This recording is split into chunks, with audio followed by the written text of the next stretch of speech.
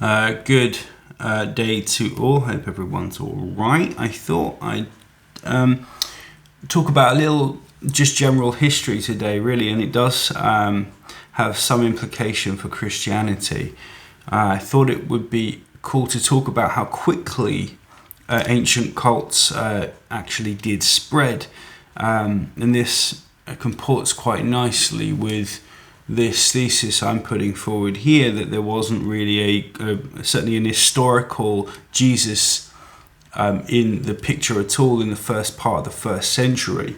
By about 90, probably 90, we start perhaps to get the first historicizing of Jesus, but that it actually comes at precisely the time Titus and the Flavians are at the height of their power. Titus's reign is 79 to 81, but Domitian here as well is reigning through the 90s. So when we get to Pliny and we hear these first rustlings of Christians, it might well be that he's talking about a period of time here, and about a 20-year period where this cult has now spread. Pliny doesn't really know anything about an historical Jesus. It's not that he doesn't know anything about an historical Jesus, he just doesn't tell us anything. He talks about an anointed savior, this kind of title, as they worship this anointed as a deity. It's vague indeed if he actually thinks that this guy is an historical personage. He doesn't know anything about Christians, which is funny enough, given that there's so much, if according to Christianity there was so much going on in the first century. This man is one of the most connected men in the empire. He's one of the highest statesmen in the empire, and a lawyer, a commander, and so on. It's very unlikely, and his father, his adopted father, as we know this, we've been through this, was Pliny the Elder, and he's much more placed in this whole scenario, under Nero, to be talking about Christianity. Of course, he never does. He's written books. His son, his adopted son, doesn't know what to do with Christians. So this 20-year period here is what we're going to talk about, and the possibility, at least, that Christianity can spread pretty far and wide. And it might well have spread from Rome kind of outwards, if this is indeed the case, and like around the empire. But that it might have actually started in Rome is quite an interesting thesis, or been heavily kind of worked upon in Rome, in and around Rome anyway. So I just wanted to show that it is possible for cults and stuff to spread pretty far and wide within about a 20-year period in the ancient world, 1,000 or so miles, and we'll see that that's true. And also talk about the Roman mail system, the Imperial mail system, which was able to carry letters and so on at extraordinary speed, at quite extraordinary distances, due to the efficiency of that courier system. So I'm just gonna start this whole thing off here. Can a religion spread hundreds of miles in 20 years in an historical perspective? In our modern age of social media and instant messaging, it may seem impossible for an idea to travel great distances without technology. Yet history tells a very different story. For thousands of years, long before telephones, printing presses, or the internet, religions and cult movements have rapidly expanded over vast regions. The key question is, can a religion or cult spread hundreds of miles within just 20 years? The historical answer is a resounding yes. Mechanisms of rapid pre-modern spread. Even without modern tools, religions moved quickly thanks to trade routes and road networks, e.g. the Roman roads, the Silk Road, oral tradition through preaching and storytelling, migration, exile and persecution, conversions or local rulers of influential communities, as well of local rulers in influential communities as well. These mechanics acted as powerful vectors for spreading new belief systems across cultural and geographical boundaries in remarkably short periods, a case study, religions that spread hundreds of miles within 20 years. And this is what I want to say. So Christianity would be one of these religions. Within about 20 years, it spread, according to both Orthodox history and my interpretation here, it would have spread across Damascus, Antioch, Asia Minor, and of course, most probably Rome.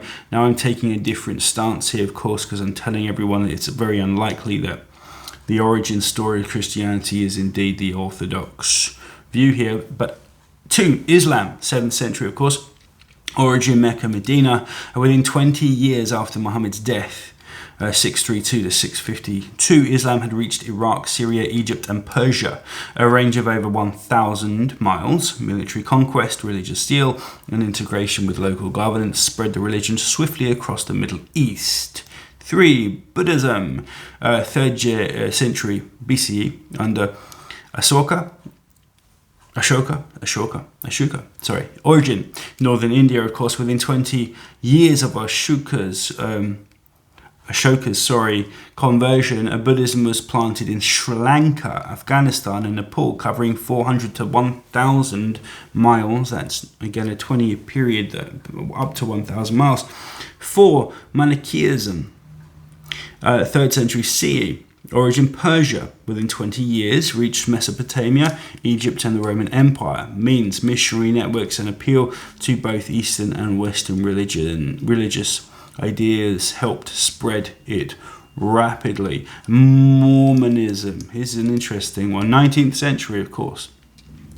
Origin New York, 1830. Within 20 years, Mormon communities were founded in Ohio, Missouri, Illinois, and as far as Iowa, spanning over 1,000 miles. Means organized missionary work, mass migration due to persecution, and strong leadership under Joseph Smith and Brigham Young. Note on technology here as well, this is important. While the electrical telegram was invented in the 1830s, it had no practical role in Mormonism's initial spread. The telegraph didn't reach Utah until 1861, long after the church had expanded across the American frontier. Thus, the first 20 years of Mormonism's growth relied entirely on traditional pre-modern methods of communication and travel. Why 20 years is enough, right? In all of these cases, the initial 20-year period saw the establishment of long-distance communities and networks that became durable centers of expansion. A few key factors make this possible. Highly motivated followers.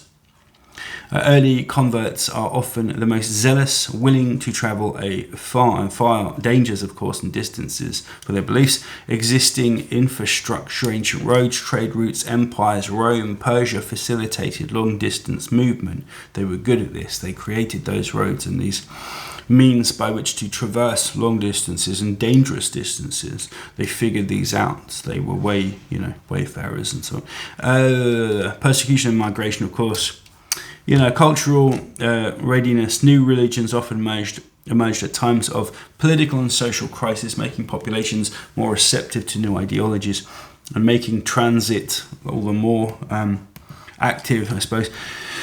So, just saying here, again, up to 1,000 miles of spread within a short space of time is all you really need. And remember, it's not until about the 150s that we begin to hear the word gospel or gospels in the kind of common vernacular. It's a week, still in the 2nd century, things are spreading slowly according to the historical record.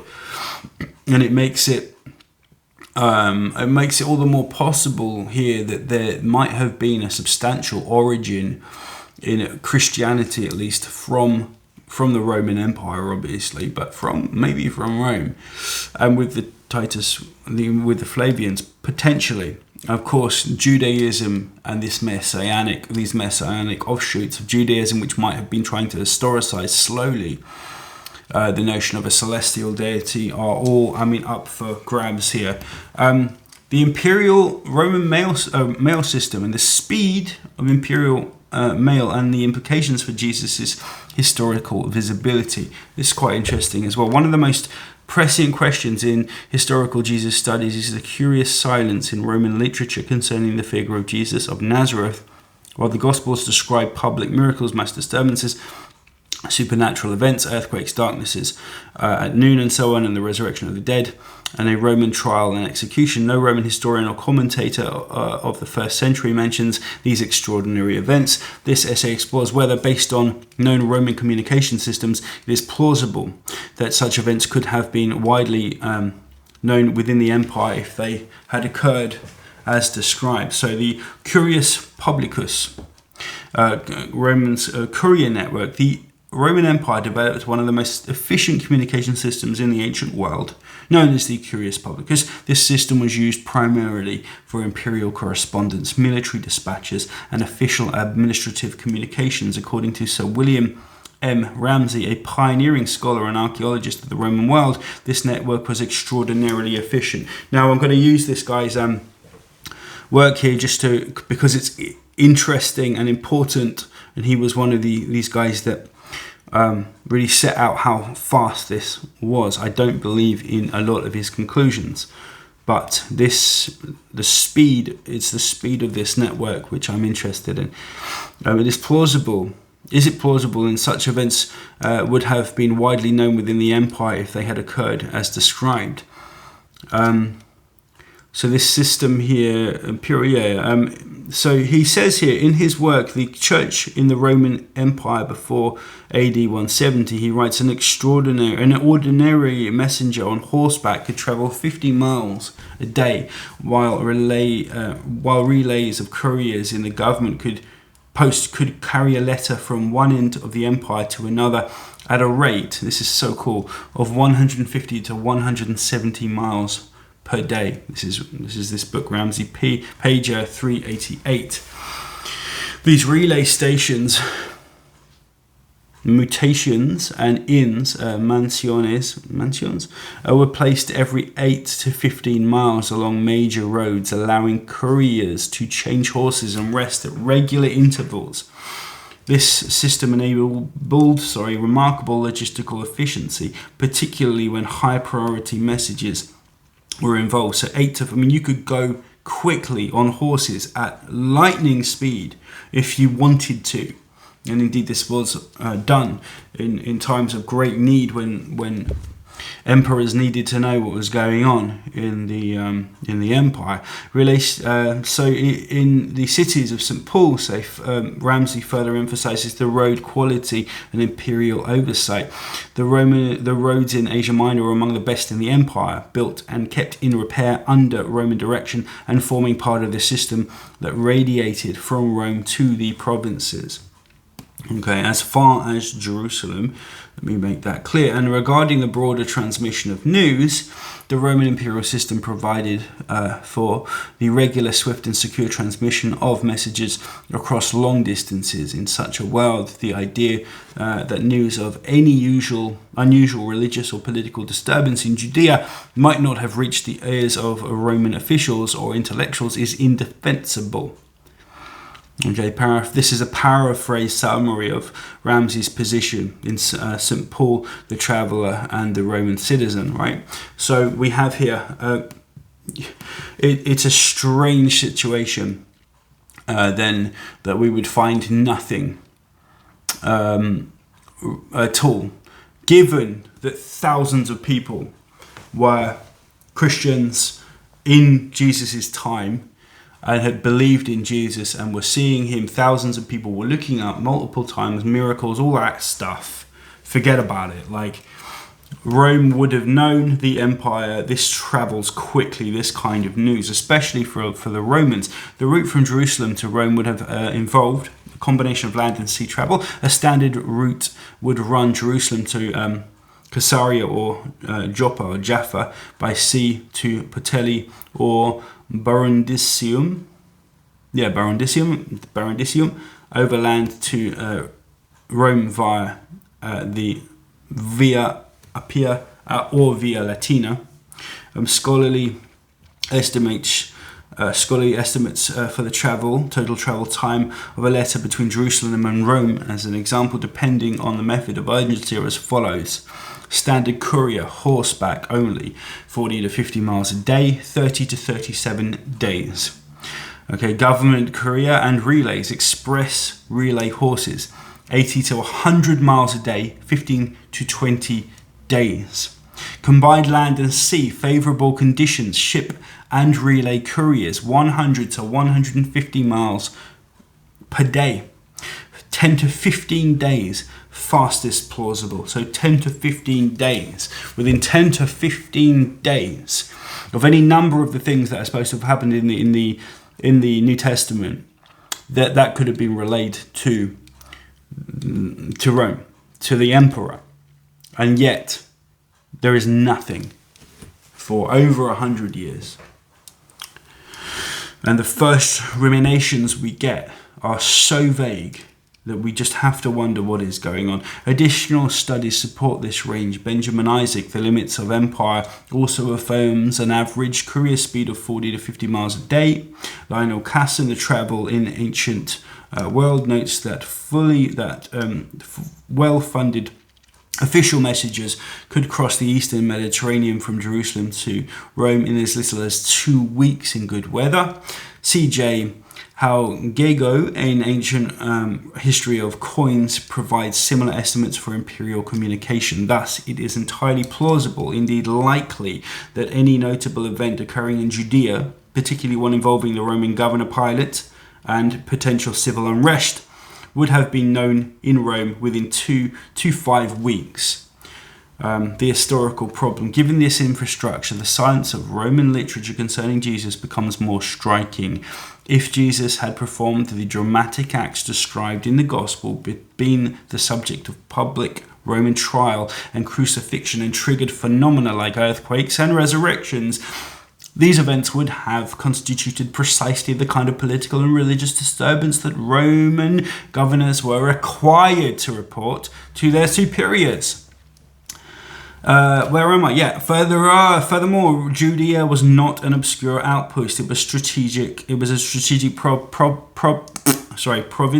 linking Africa and Asia, and was of immense geopolitical importance.